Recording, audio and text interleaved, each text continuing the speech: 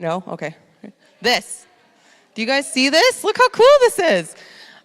So Ben was like, maybe we should give this to Salmo. And I was like using it in his office to kind of practice. And I was like, this thing is awesome. It like tilts your notes up. Our table that we usually use, I have to kind of like, you know what I mean? Like it's not here at eye level. So I'm really excited right now. This is awesome. Maybe we'll give it to Salmo still. I don't know. We'll see. Okay, so I just want to say, as a disclaimer to any of you who have avoided this sickness, the latest sickness that's going around, don't brag, okay? If you don't have it and you didn't get it, don't say a word. Just say, oh, that sucks that you're sick. I'll pray for you. Because I was like, you know, Pastor Dwight over there, we were talking last week at our membership course, and I was just like, you know what? I don't think I'm going to get it. Like, I feel like I have immune system boosters going and everything is good and I'm feeling good. My kids have had it and I'm in the clear. The next morning, I woke up and I was like, I cannot get out of bed. I am so sick. And on Wednesday, it hit the pinnacle. I don't know what you want to call it, but if you've had it, you know, where you're just in bed and you're like, I'm dead. Like, I'm basically like, there's this much of your life left in your body. And you're like, I'm just going to go to the bathroom right here because I can't get up. That's how I felt. But praise the Lord, because I was all worried about having to preach today and I was starting to get a little concerned. And we're good. So we're here, but I do still have the cough, so just bear with me. I have a cough candy in my throat, hopefully not in my throat, in my mouth. And so hopefully I will be getting through this well. Quick announcement. We have the African Children's Choir coming to Castlegar, to this church. So yeah, seriously, so exciting. They're going to be here on March 30th to do a performance for us. It's going to be beautiful. If you've ever seen them before, they are amazing. The kids are the most sweetest, cutest kids, and they are so grateful. Like, they are just like, you give them like a plate of food, and here in North America, if your kids have friends over, whatever, they're like, you're giving them a plate of food, they're like, I don't eat that, I'm gluten intolerant. You know what I mean? And they come to you and they're just like, thank you so much. They clean their plate. They're the most awesome, sweetest kids. So we are looking for host families for some of the kids and their chaperones. So if you have a couple of spare bedrooms at your house and you're interested in having some of these amazing kids come, it's a 3-night stay. I can give you more details after the service. But they will be here. There's some invitation cards at the info desk. So if you want to invite people to come, grab some of those. You can pass them out. They have the location, the time, and all that stuff on there so people can invite people. Sound good? Okay, so we are starting a new series today on the book of Ruth. I was expecting more excitement. I don't know. It's okay. How is everybody? Everybody's like, it is daylight savings. I get it. Is everybody good mostly? Are we good? Did we survive the time change? I woke up, I was a little blindsided, I'm not gonna lie. I was like, why is my alarm going off at 5:30? Oh, right, forgot, okay. But we're here and it's exciting. That's probably why some people aren't here yet, so they'll come in later. So I'm excited to start this new series. We are calling this series Divinely Mundane. Why we're doing that is that the book of Ruth is a very practical book. It's kind of like a story. Sometimes if you read through it really quickly without much context, you're kind of like, why is this in the Bible? It's a bit out of place. It is a story of how God does extraordinary things through ordinary people. That is what the book of Ruth is really about. We're going to be talking about how God is always working on something bigger. There's something more to the picture in the mundane details of our lives. Sometimes we struggle to see that. We'll go day to day and we'll think, this is just routine, this is just how my life is, but we don't always see the bigger picture of what God is really working on in our lives.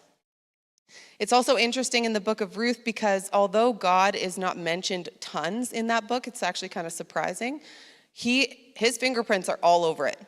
It is like he is the orchestrator of the book. You can clearly see the way that he is moving and ordaining things through the book of Ruth. It is definitely not just a book without God in it. This is a very, very clearly meant to be part of Scripture, and we're going to go into detail of why that is today. We're going to be bringing the details of this book together to show how God's bigger plan is really being orchestrated, not just for this one family, but for all of us. It actually does apply to us even today. So we're going to be going into that. Some of the people that are mentioned in this book that God decides to use, they have somewhat of a, you could call it, I guess, a questionable past, maybe. Family backgrounds are a little bit interesting, colorful. Anybody have colorful family? Yeah? That's like the nice way we talk about them. They have questionable or colorful family. It tells the story of an elderly widow whose name is Naomi. She is in a foreign nation, and her husband has passed away, her sons pass away, and she's kind of left with almost nothing, it seems like. She's in a foreign land, kind of alone. It also goes into a woman whose name is Ruth. She's a pagan, or I guess you could call her a foreign widow. She's from the land of Moab, and we're going to read into a bit of her, and then how God bonds them together through a series of different tragedies that they experience together. And although their future looks hopeless in the world's eyes, through the story we see God's amazing provision and his redemption for Ruth and for her whole and Naomi and their family.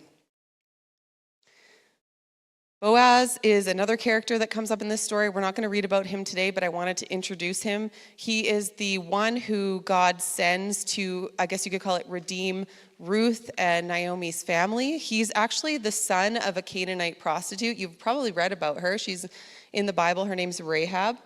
And so he is the son of Rahab, the Canaanite prostitute, who actually converts to the worship of Yahweh. And you can read about that. I believe it's in Joshua chapter 6. Yeah, Joshua chapter 6. So there's all these people who are they're part of this story. They're not necessarily people that in the world's eyes you would point out as, this is the ultimate example of who you should follow and who you should take notes from in your day-to-day life. But God uses them.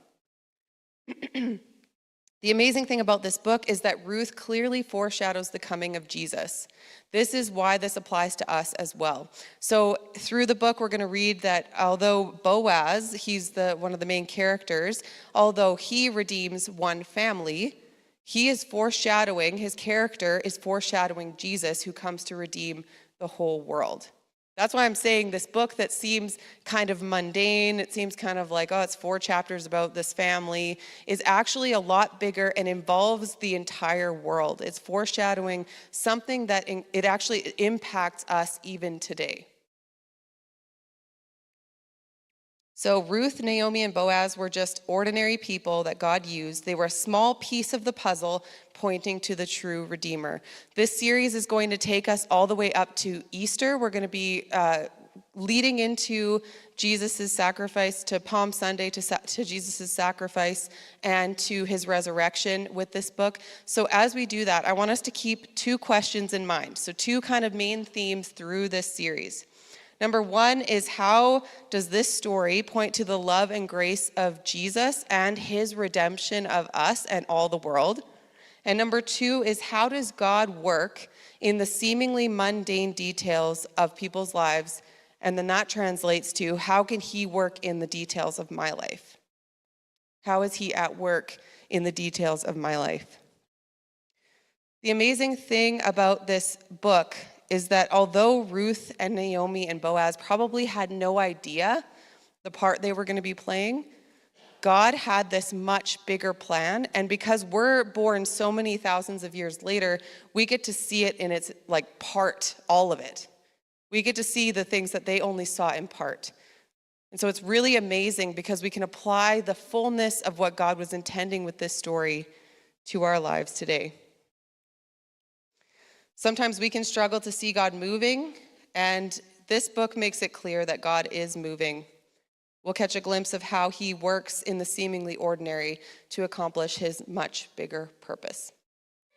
On that note, we're going to get into the historical context of what's happening here in the book of Ruth. Because this is the introductory sermon, we're going to kind of set the stage for where does Ruth actually take place historically in the Bible. So if you read through, you'll find out, like at the very beginning, it takes place in the time of Judges. So if you guys have read through the Old Testament before, you know Judges was kind of a time of a bit of chaos. There was a lot going on there, different hands in leadership at the time. There were wars, famines, all these different things happening. We know that it took place during Judges. Some commentators believe that it took place during the time of Gideon. If you've read through Judges. The reason why some people think that is because in Judges 6, we read about a famine that's taking place, and that's when that's taking place. There was multiple, so we don't know for sure. But I'm just going to read to you Judges 6, 1-6 to kind of set what it might have been like during that time in the book of Ruth. The people of Israel did what was evil in the sight of the Lord. The Lord gave them into the hand of Midian 7 years. And the hand of Midian overpowered Israel, and because of Midian, the people of Israel made for themselves the dens that are in the mountains and the caves and strongholds. For whenever the Israelites planted crops, the Midianites and the Amalekites and the people of the east would come up against them.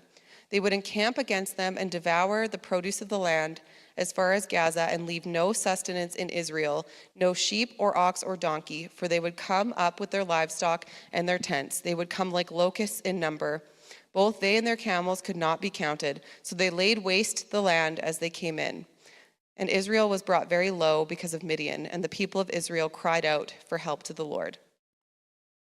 So like I said, we don't know for sure that Ruth took place right at this time in Judges, but we do know it took place similar or close to the beginning of the book. The reason why we know that is because at the beginning of the book of Judges, the opening line is that Joshua had just died, and we know that Boaz's mother Rahab had lived at the same time as Joshua.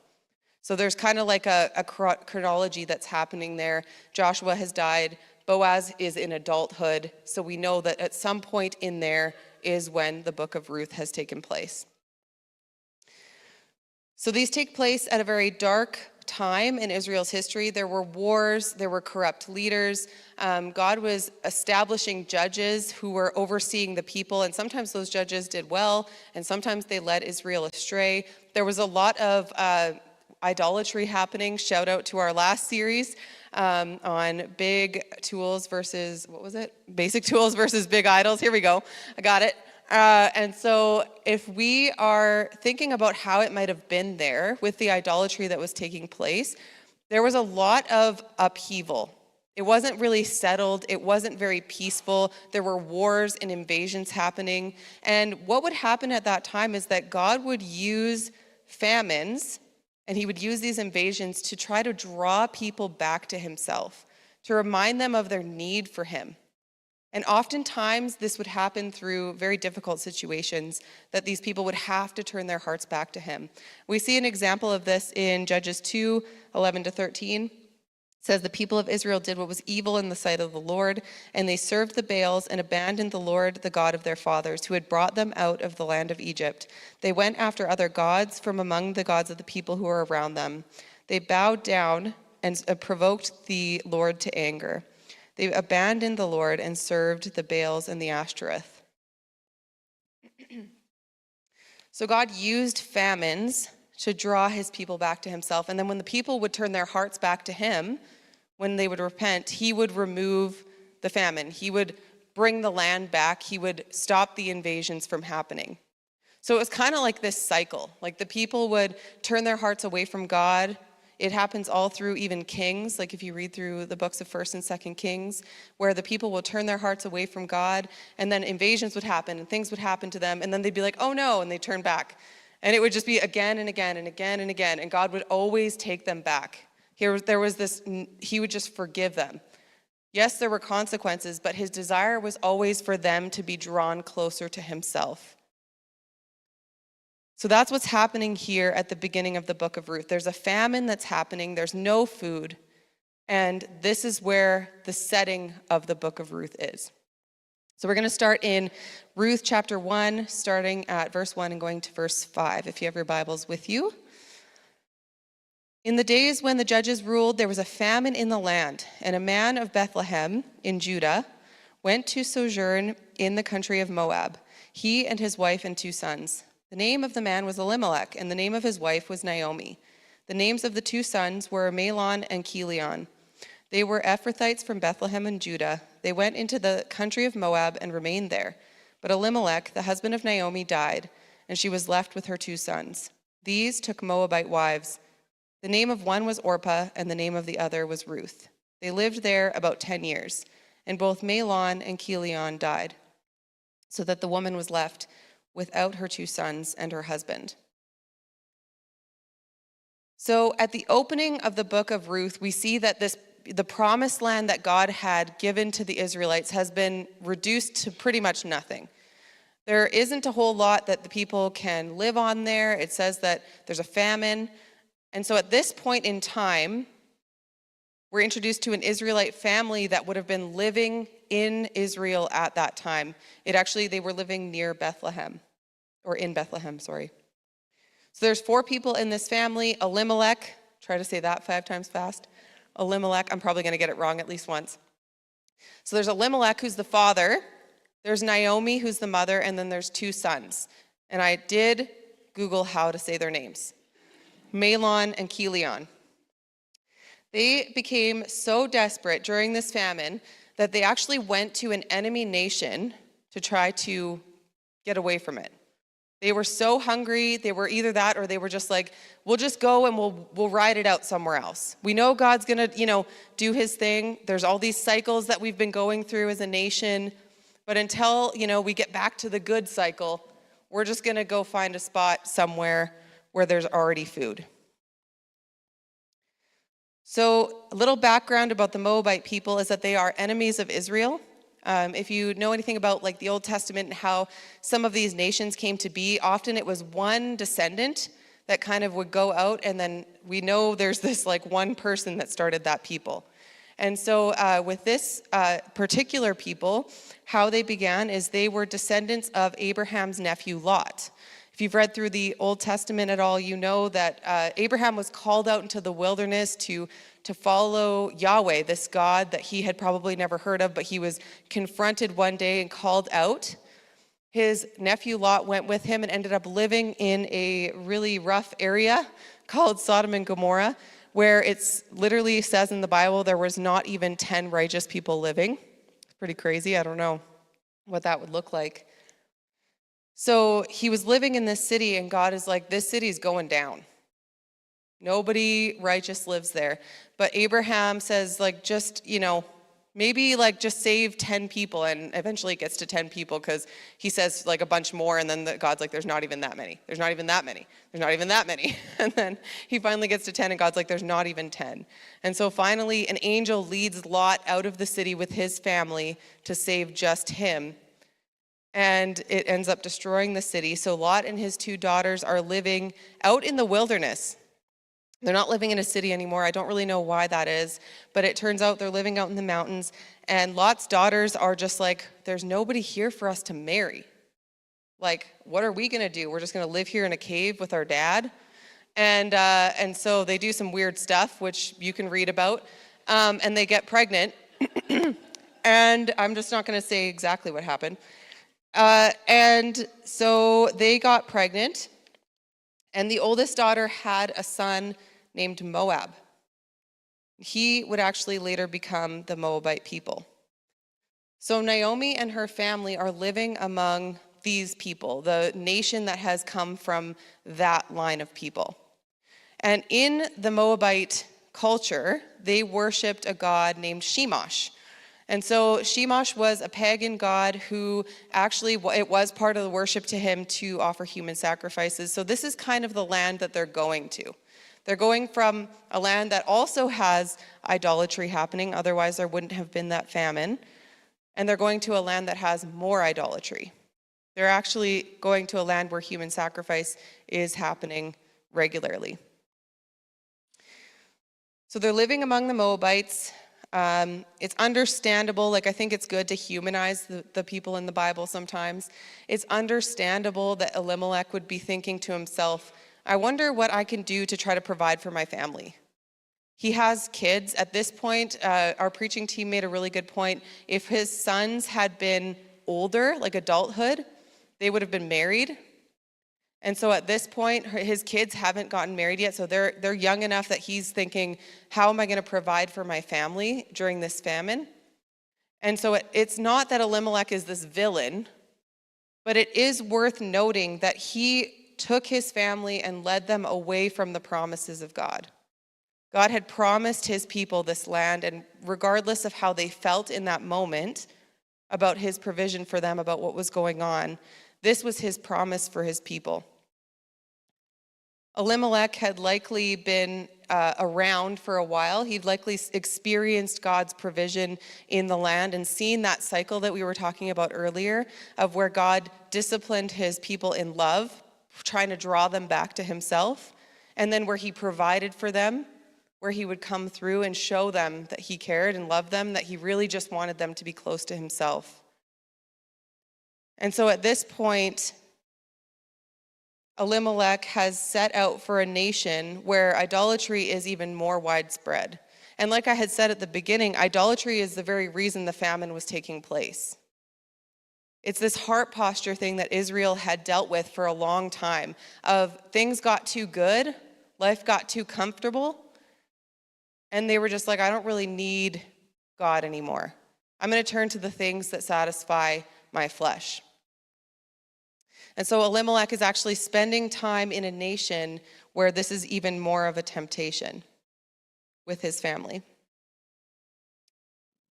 It's also worth noting that although people did seem to be in a difficult state with the famine, there were a group of people who obviously remained in Israel. We're going to read about this in a minute because at some point Naomi receives word that the famine has ended.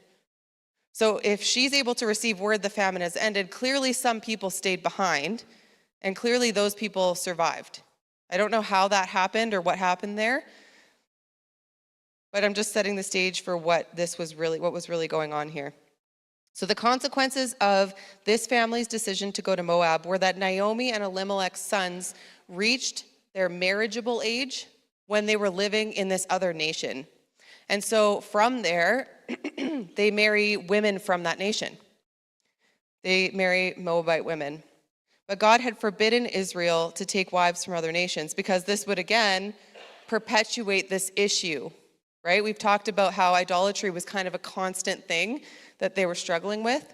By marrying women from other cultures, especially cultures that actively worshipped other gods and used detestable practices like human sacrifice to worship them, by marrying these wives, they were introducing those beliefs into their home. And so they reached marriageable age, and they both marry Moabite women. And after her husband dies, Naomi's husband dies, they marry these women. And at this point, Naomi likely, I was thinking about this with Ben last night, likely Naomi would have gone to live with her oldest son, because that was culturally what happened at that time. Likely she would have moved into his house with him and his wife. His wife would have been Ruth, because Mahlon was the oldest son. So she was actually living with Ruth while they were in Moab before her son passed away. And at this point, Naomi likely put trust and security for her future in her son. At this point, historically, this is where we kind of have to dig into the cultural context, because for us, we would think, well, there's got to be like somebody, like a home, you know what I mean? There's got to be something Naomi could have done at this point. She's not hopeless. But at that point in time, how they cared for the elderly was through the men in the family. And so the husband would care for his wife during his life. And then upon his death, his passing, she would go and live with her son. Her son would care for her. He would make sure that she was comfortable and taken care of until she passed away. And so there was this design that they had, which is why when her sons died, it was not just losing a family member. It wasn't just sad because you're losing your son or you're losing your husband. It's sad because now your entire future is lost. Everything you had security in, all your hope for retirement, everything that you could have possibly leaned on to care for you was also dead. So this is the state that Naomi is in at the end of verse 5. She's lost her family and she's lost her future security. And I think sometimes this is why this book isn't just a little book, because it is a very relatable thing. There are so many times as a culture and as a people where I think we put our security and our trust in things that are temporary. There are so many things that, not that they're bad things, but that we choose to put our trust in. Maybe it was a person, maybe it was finances, maybe a job or career. I have talked to so many countless people who've gone to school for 5, 6 years, 7 years, and then they can't get a job out of it. But during their time in school, their hope and their trust and their security and their future was all their eggs were in that basket. And so now that they're struggling to find a career, their hope is kind of gone, right? And they've wasted all this money and all this stuff. I remember for me, it was really when Ben ended up getting a job at tech early on in our marriage. I had always been kind of like under the impression that if you get a good job and you just work and you make lots of good money, then your life's just kind of set. Nothing bad's really going to happen to you. You're just going to be good. And so going through school, that was kind of my mindset, is like, you have to get a good job, you have to get a good education. Not that those things are bad, but I was just under the impression that if you did that, if you made good money, nothing bad was going to happen. You were good. So when Ben started working at tech, I was like, it's the Holy Grail. Oh my goodness, like, he is making good money. We have benefits. I can go to the dentist. Like, this is amazing. So shout out to our dental. So it was a great time. I was like, massages, I've never gotten a massage. It's covered. Like, this is like amazing, right? This was my promised land. I was ready. And so I was excited. And then he started to have all these issues at work. I was just like, it was like, oh, I electrocuted myself. Oh, I almost died. Haha. And I was like, are you serious? And I was like, what are they going to do about that? Oh, if you tell them, they're going to fire you. And I was like, what? Not necessarily. I'm just saying it could happen, because it could have been your fault. And so there's a lot of stuff there's a lot of politics that go on. And I think what happened was I started to be like, wait a second, is the paycheck actually worth it? Not that tech is bad. I'm just saying, if you're in that state and you're dealing with a lot of issues, is the money all that life is really about? And so we started kind of wrestling with that. And near that same time, God had actually started to call us into ministry, which isn't the highest paycheck. You can actually look for yourself, because it's all public record. So we were just like, okay, but money isn't all life is about. So God started shifting my perspective. And I realized that there's a lot more to life than this. There's a lot more to security than this. And actually, my main provision doesn't come from what I make, what Ben makes. And so we need to figure out, what does God actually want us to do? If he wanted us to stay at tech, that's one thing. But if God wants us to do something else, but we're just staying for a paycheck, then that's a totally different thing. And so at that point, we started to look into coming here, and we started fundraising. We actually had to fundraise half of our wage here for a while. So that was like a whole other level where you had to start asking other people for money. And I was like, this isn't fun at all. You're just like, hey, so I kind of want to work at a church, and I know you don't go to that church, but do you want to just pay me to work there? And then everyone's just like, what church? What are you doing? Like, this is kind of a weird question. And I was just like, but I'm cool, so you can just, come on. I'm doing good things. And so that was fun. And then sometimes things seem a lot easier when you're on this side of it. So I was like, yes, we're going to start working at the church. It's going to be awesome. Everything's going to be provided for. I'm not going to have a need in my whole life. I'm not going to have a want ever. God's just going to bless me because of what we're doing. And I had to learn some good lessons. And one of those lessons was that couch money is very valuable. So we found like at least $20 one day. It was a really good day. And it was all youth money, because we would go downstairs in the youth room after youth group. We'd be like, this is our fee. We'd be like, thank you for this $5. We're going to go get coffee. So it was a crazy time, but what God was really trying to teach me during that time is that he is the provider. Ultimately, all of our sources of provision that we have right now are temporary. Everything that we have in our lives, it is a blessing from God that we have, whether it's a job, whether it's a family member, whatever it might be. It's a blessing from God, but it is a temporary blessing. The ultimate provision always comes from him. Naomi had put her trust in her future, for her future, in her husband, and then after he passed, she had put it in her sons. And again, not blaming Naomi, that was customary. It was like, this is what you did. You just, once your husband passed away, you moved in with your son and he took care of you.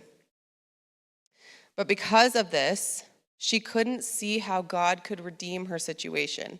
She couldn't see how there could be hope beyond what had happened to her, because in the world's eyes, all there was your husband and your kids.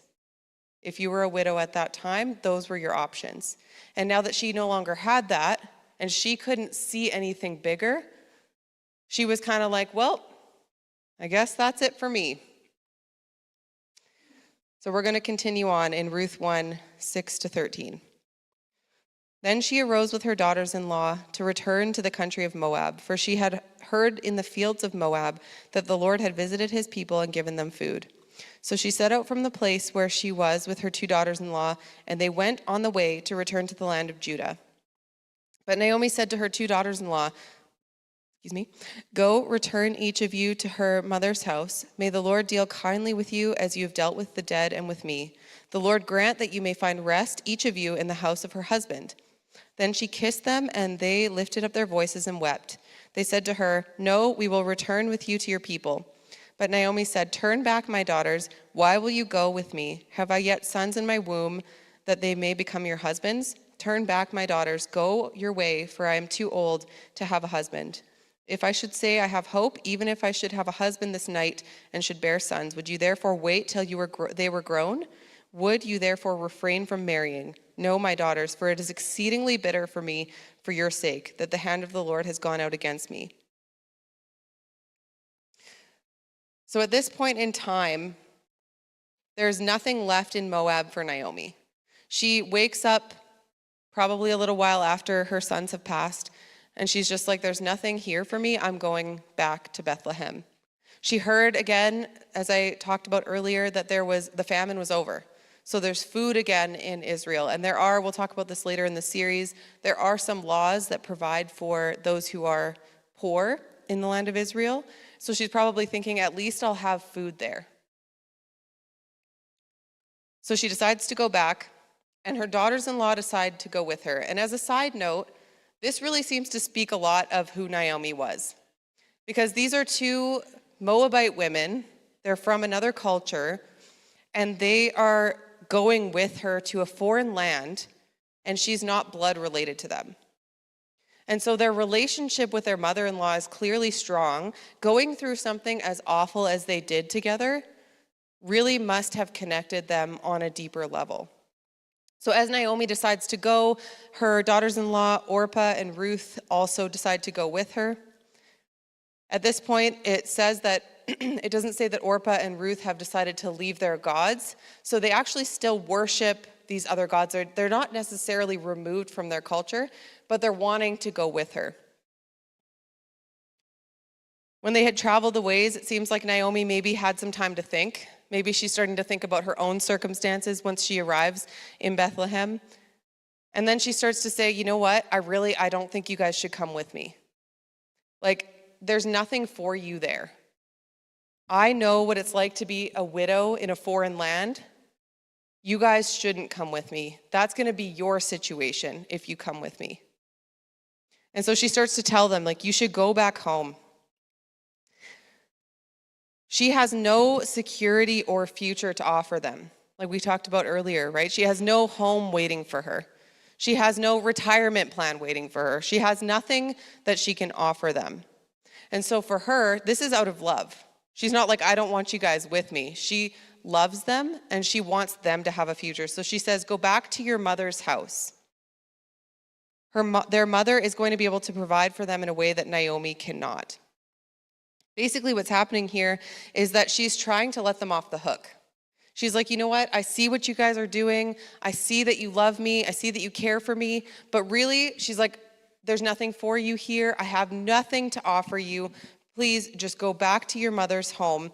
Because if they can return home, they can find another husband, right? Again, this is their future as well, right? They can get married. They still have the ability to have children, although neither of them were able to yet. They can still go home, they can get remarried, they can live with their parents until they do, and then they can have more kids and they can just have a totally different future than Naomi is going to have. So out of love, she's saying, go back home. Both of them plead with her not to make them leave.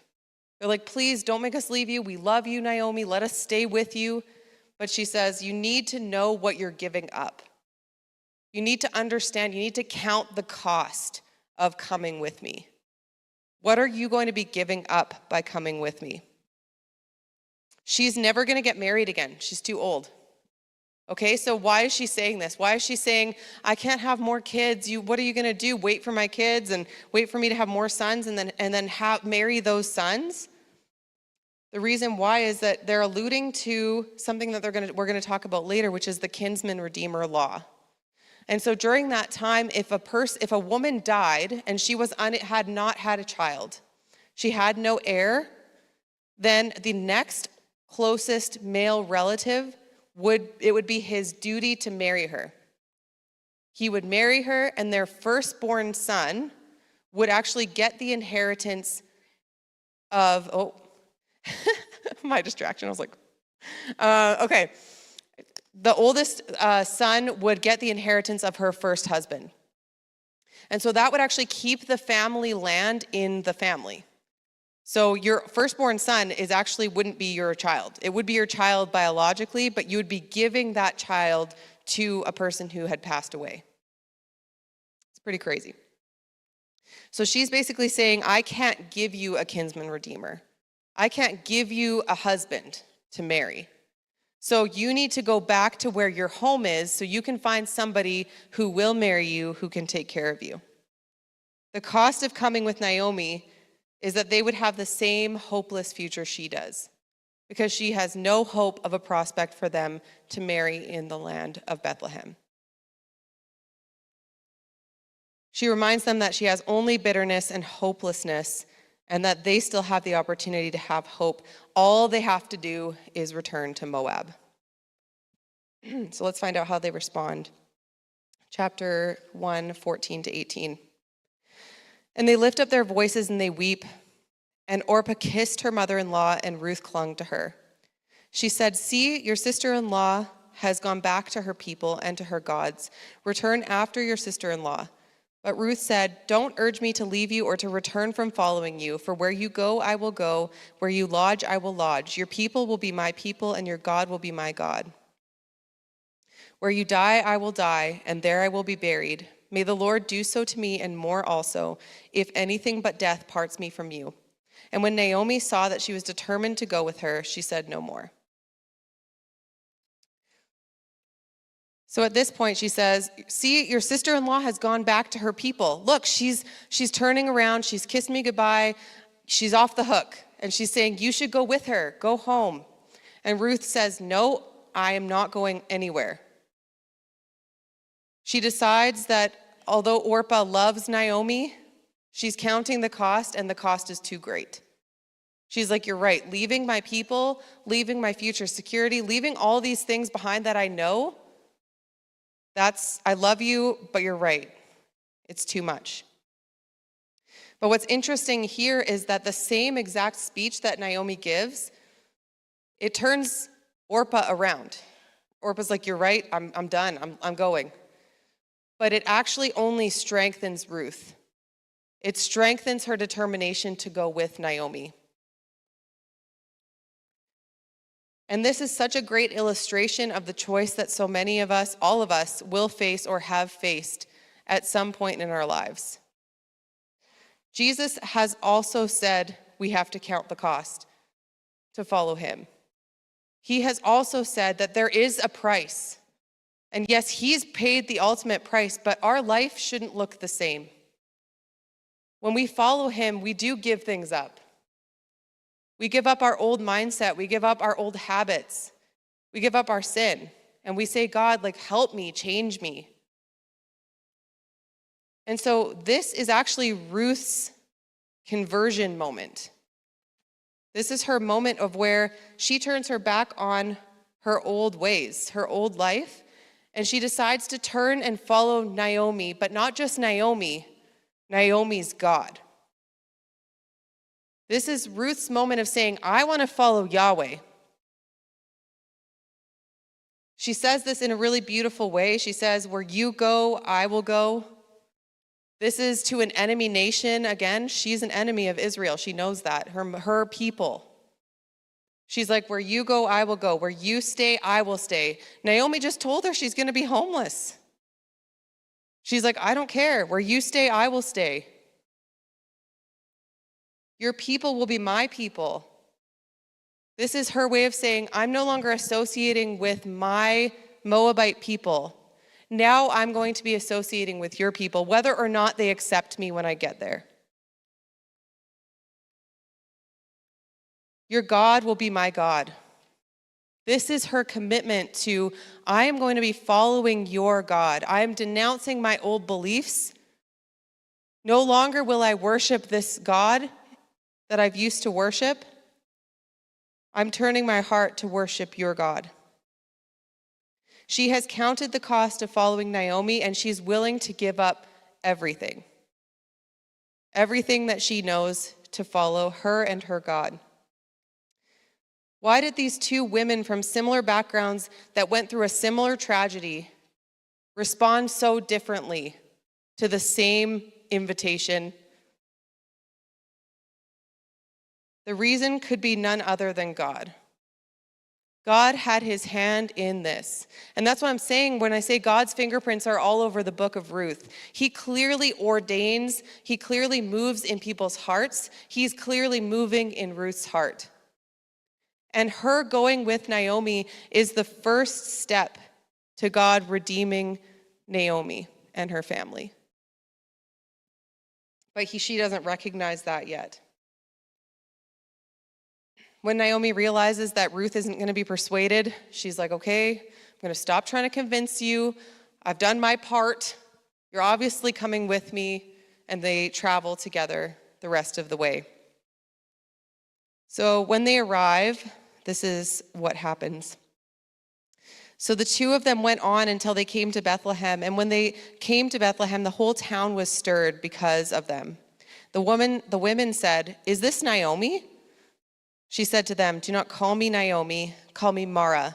For the Almighty has dealt very bitterly with me. I went away full, and the Lord has brought me back empty.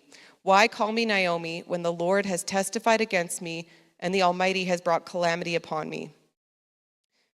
So Naomi returned, and Ruth the Moabite, her daughter-in-law, went with her, who returned from the country of Moab, and they came to Bethlehem at the beginning of the barley harvest. So as they arrive in Bethlehem, word about Naomi coming starts to spread. People are like, who's that coming into town? Oh my goodness. And I kind of picture it because I don't know, I have a whimsical mind, who knows. I picture it as kind of like a shocking thing, like, oh, is that Naomi? And then it makes me wonder how she looked. Because like, if you've ever been shocked by someone, usually they look kind of different, or there's something going on, and then you like really try hard not to show them on your face that you're like surprised. That's what I'm picturing, and maybe it's not in the Bible, but we'll find out one day. So she comes into town, and the people are saying, could this be Naomi? That's how I'm picturing it. And she's probably like, what the heck, guys? But maybe it's because she's elderly. It's been a while since she's been in Bethlehem. Maybe they just don't recognize her because she's gotten older. It could be because she walked 50 miles on foot, because that would be hard. Or maybe because of what had happened to her, right? I know we've all seen people who in their tragedy, in their heartbreak, in their deepest, darkest moment, their whole entire person, like who they are, it just looks like a different person because the depth of their grief. And I kind of think it's a combination of these things, that Naomi is coming in and just who she presents herself to be is not who she was when she was there before. So the people see her, and as soon as they say her name, her heartbreaking response is, "Don't call me Naomi." And that's really only interesting if you know what her name means. Her name means pleasant one. And in this moment, she's choosing that is not who I am. I'm not pleasant anymore. Instead, you can call me Mara, which means bitter one. She believes that God has given her a bitter life with bitter circumstances. And she contrasts this with the hopefulness of how she left Bethlehem to how she's coming back. She says, "I went away and I was full, and I'm coming back empty." When she left, she was young, she had a family, she had a husband, she had hope on the horizon. She was going to find food to provide for her family in another land. Now she's widowed and childless as she returns. Naomi isn't pleasant anymore. Now she's bitter. I felt in this moment that I could really relate to that feeling. There's times in our lives, and I think where tragedy has it's been one thing after another. And we've just been like, "God, what is going on? Where are you in this circumstance?" I've told this story before, and I'm not going to go into it too much, but when Caden, our son who's 10 now, was about 1 year old, we were expecting a baby. And during that time, I had not had a complication at all with any of my pregnancy. But at 12 weeks, when we announced, about 4 days later, I miscarried. And it was unexpected because I don't think I thought if you had already had a healthy experience, it could happen. So it was a bit of a shock. And then from there, just grieving through that. But everybody said, like, you know what, once in a while, these things just kind of happen. You just try again. It's more common than you think. I heard a lot of that. And so I was like, okay, no reason to be concerned. Obviously, I was very sad. But then having gone through it a second time after that was very difficult at about 6 weeks. It was clear at that point that something was wrong, but again, they tend to wait a little while as doctors to really put a red flag on it. But for me, I was like, this is not right. Something's going on. But internally for me, that was a point where I can relate to how Naomi might have been feeling. Because I felt betrayed by God. Because in my moment of like the deepest pain, I had said, "God, I know you can work a miracle. I know you can heal me. I know that this isn't going to happen because you are good and you can bring this baby healthily into the world." But that didn't happen. And so from there, I actually started to become very angry. I became angry at God because I didn't know who else to blame, really. And so I became angry, and I remember just for those of you who don't know, my middle name is Hope. And I just remember being like, ugh, that's not who I am. I was like, this is sick. This is a sick joke. And I took my middle name off of like everything. I was like, I'm not gonna even, it's so funny. Because I'm like, now I'm just like, it doesn't matter, it's just your name. But when I would see my name, it would make me feel sick. Because I just couldn't relate to that word. And I feel like in that moment, I just didn't want to associate with hope. So I took it off of everything. But then it was a few years later, and obviously God didn't leave me there. I worked through a lot of healing, and I worked through the pain of that, and obviously recognized God's love and goodness in my life and how he had been with me through that. But it wasn't until, I hope the picture's there, I didn't put when I wanted it up, but there we go. It wasn't until I saw this sign actually at a park in Kamloops, and I was just like, okay. I was like, I don't know how much more of a message God could give me here. It felt like God was trying to get me to bring it back, bring back hope. But Naomi was just an ordinary woman who was hurt by the loss of her family and her future. She couldn't see how God could work through this. She couldn't see how anything pleasant or good could possibly come out of her life. She didn't want to associate with that anymore because she's like, that's not even close to describing who I am. This is something that a lot of us do. I know I've prayed prayers to God for redemption in the darkest moments. And sometimes I have forgotten what a big God that I serve. God is so good at taking a bad situation and bringing good out of it that sometimes we actually blame him for the bad situation. But he can redeem everything. And Naomi has resigned herself here to her circumstances to the point where she can only identify with brokenness and bitterness.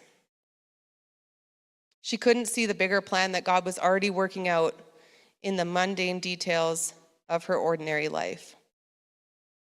So as I ask the worship team to come back up, I want to ask a couple of questions.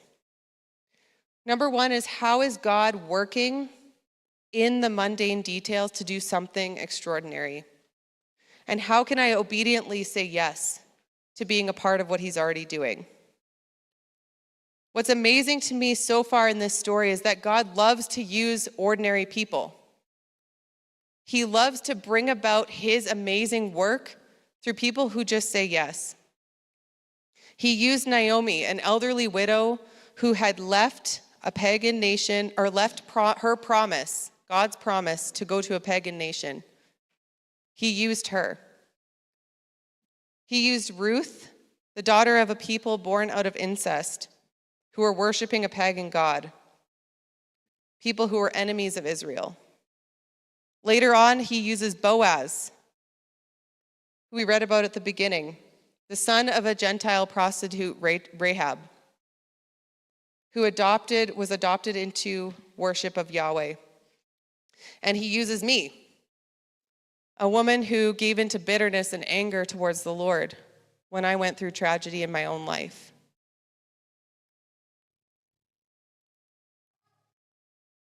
He uses ordinary people to be a part of his divine story. But what I realized about God is that it's not over in the darkest moment. It's not over at the death of a spouse. It's not over at the death of a child. It's not over at the miscarriage. And the way that I know that is because death didn't have the last word with Jesus. And so it doesn't get to have the last word with us. It took me multiple years to work through my healing, and I don't want to dismiss the difficult things that we go through. What Naomi went through, God cares for us in our hurt. He's near to us in our brokenness. But what's amazing about following Jesus is that our suffering isn't for nothing. When we go through something and we trust in the Lord through it, God uses our suffering not because he's pleased by it, but because he can do anything with someone who's willing to never stop following him no matter what. When people see that through our pain and our hurt and our suffering, we lean into God, we lean into community, that breaks through to people. That touches their heart. Because people in the world are suffering too. They're going through heartbreaking things too every day, but they don't have the hope that we do.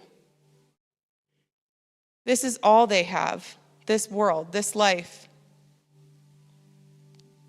So if we can show them a testimony of how we still have hope, we still have something that we're looking to, something that's bigger, a bigger plan than what we're going through, then that can give them hope too. And the only thing that can give us that hope is Jesus.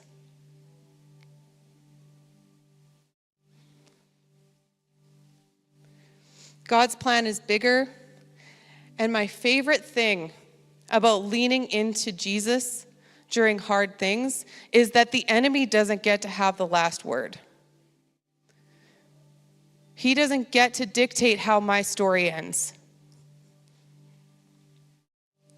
Naomi's story may have seemed hopeless, but I just want to do a little bit more foreshadowing for you. Rahab, the Canaanite prostitute, gave birth to Boaz, who married Ruth, the Moabite widow, who gave birth to Obed, who married and had a son named Jesse, who married and had King David, and who was born of the house and lineage of David 1,000 years later. Jesus Christ. Jesus used Ruth. She was in his lineage. And he used her to be a part of his way bigger plan to redeem the entire world. That same redemption is available to everybody here today.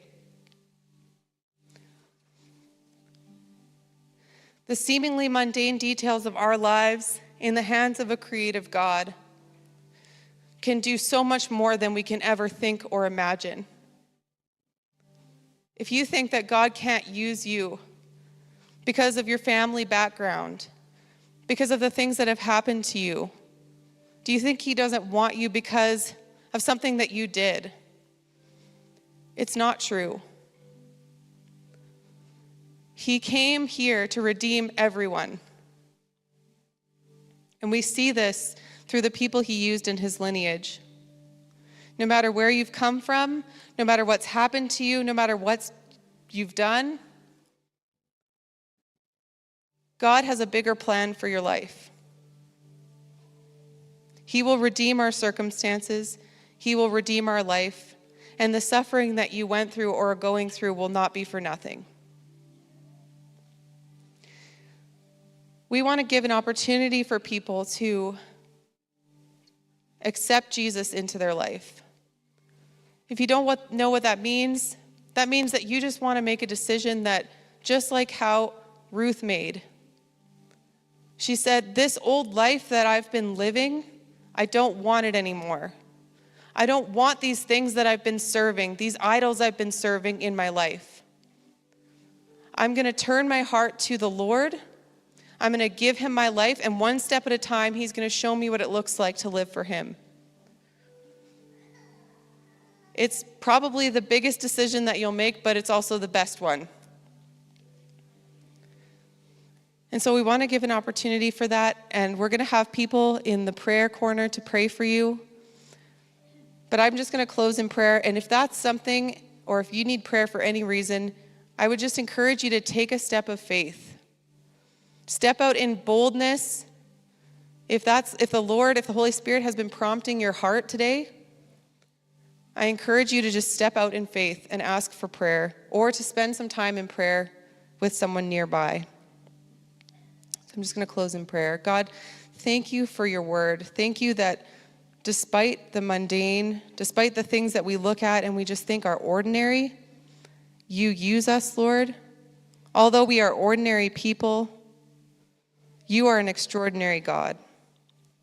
So let us say yes to you. Let us not miss the opportunities to step out in obedience to you, God.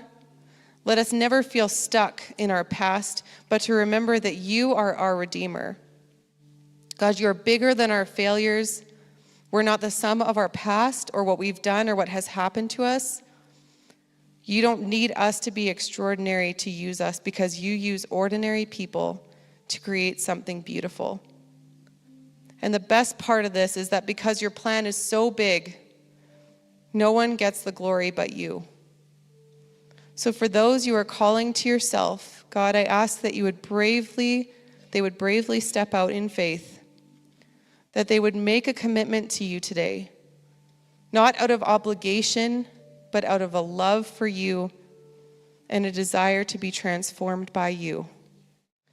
And in the same way, God, that Ruth went with Naomi and went to you, we pray that they would come to you in that same love.